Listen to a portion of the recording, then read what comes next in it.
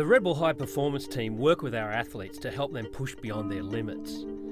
To do this, we've designed a series of camps to address different aspects of their training. One of the things we're most interested in is the science of performance under pressure. The theory is that by exposing the brain to different kinds of pressure, it increases the ability to better deal with that stress. So in this camp, we designed a series of experiences to push our athletes and take them out of their comfort zones in ways they may have never imagined. The hope that when these athletes are competing in high pressure situations in the future, they are just simply able to perform better. I've never been asked by anyone in my life, who are you? Not your image of like an athlete or whatever, like who are you like when you're alone? Like who is that person? People spend countless amounts of dollars on getting their body fit and ready for performance, but a lot of times you bypass thinking about getting your mind fit for whatever you're doing. 99% of what I do is focusing on my body and my body adapting to things and how my body feels. But realizing that there's like a whole other world out there to explore and ways to improve is really exciting. Making big decisions on big stages when there's a lot of consequence really does place a lot of pressure on an individual. It's how you respond under those circumstances that really makes a difference between, sometimes achieving that dream or not. Every athlete is specifically instrumented to look at different markers of stress and performance, and that allows us to turn the tables a little. We are then learning from this group. They are showing us and teaching us what's important, what isn't important, and we can start to collect information that hopefully not only we can share back to them as individuals, share back as a team, but also add to our understanding of this greater conversation around big decisions in big moments. The overarching goal of the breath hold is to show you what's possible. You start up with this idea or a perception of how long you can hold your breath. But we know physiologically that you can go for far longer. I needed to stare at something for me to create stillness in my mind, and that was just looking straight down to the pool. And then from there, they threw in another curveball. You're gonna take a piece of paper here. You're gonna stick it in there. You're gonna black out your mask. After you've blacked out your mask so you can't see, then we're gonna give your team an object.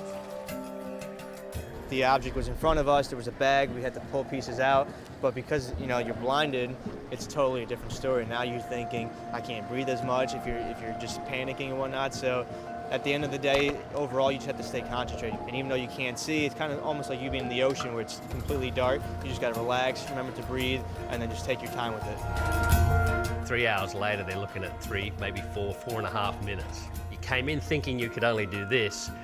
You come out showing yourself you can do far more, and that's the conversation that we want to elicit in the group.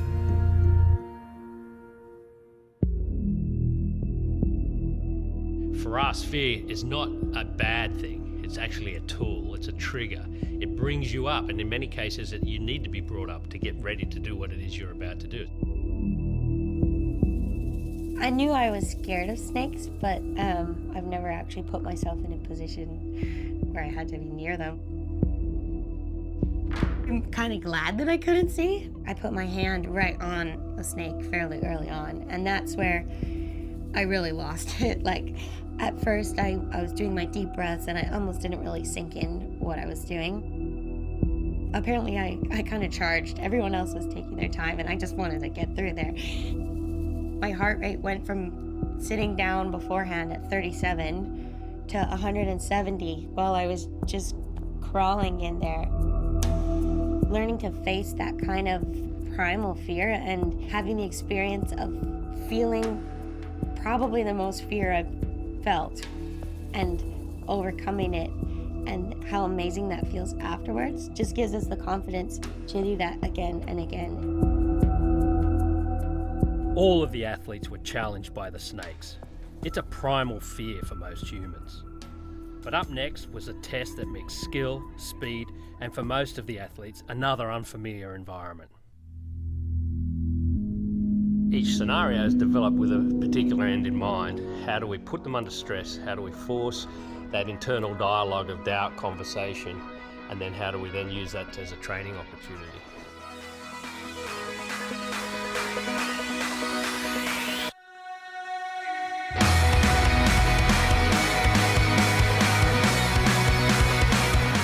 I've never been in a car like that. Like, you barely touch the gas pedal and you're just like taking off super fast.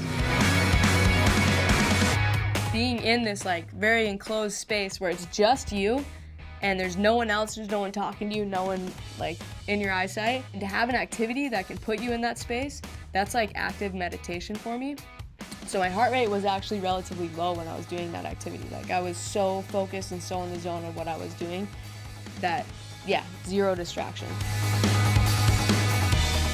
Getting into this sort of optimal state is part of what building resilience is all about. But the next experience we designed was going to test these athletes again in a completely different way, something none of them had ever tried before. These are extremes. Laughing and crying. Like we were saying, find your place and find your moment that triggers that emotion and just push it and push it and push it. And then switch, okay? All right, cry, guys, cry. Actually getting up in front of a crowd and really letting go and actually showing emotions, laughing and crying and jumping around, screaming, all these energy exercises and all these different things. I felt like that to me was by far the hardest thing ever.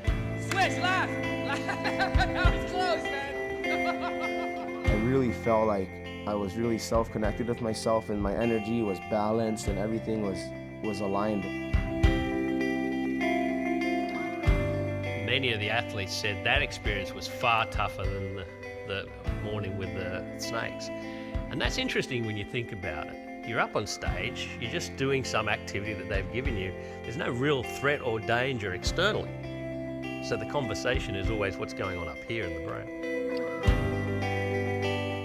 The way I operate is just go, and I think this camp has really taught me to be more methodical and slow things down and think about it.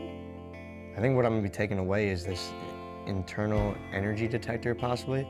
It really is all mental. You just can't assume things. You have to just go in it with things that we've learned, short-term goals, self-awareness, and just always breathing and relaxing. When you're actually put under this pressure, how do you perform? And in your mind, you might have this vision of who you are and how you perform, but you don't really know until you're in that situation. It can be validating and really comforting, and also teaching you how to be a better you. Like, I'm gonna take this energy and I'm gonna embrace it every day, all day for the rest of my life. Like, I feel like what I've learned this week is gonna be with me for the rest of my life. This week has been much more than just a series of experiences for the athletes. We've learned a lot, and the biometric data we gathered is already showing us how controlled exposure to new and different types of pressure can help build resiliency in these athletes. As they progress through the week, the athletes continue to demonstrate greater capacity to manage pressure as indicated by such measures as heart rate. On a qualitative level, the athletes all felt the experiences this week helped better prepare them for the stresses of competition. And if they can apply these physical and mental learnings, it could just be the difference it takes to push their own limits and stay at the top of their game.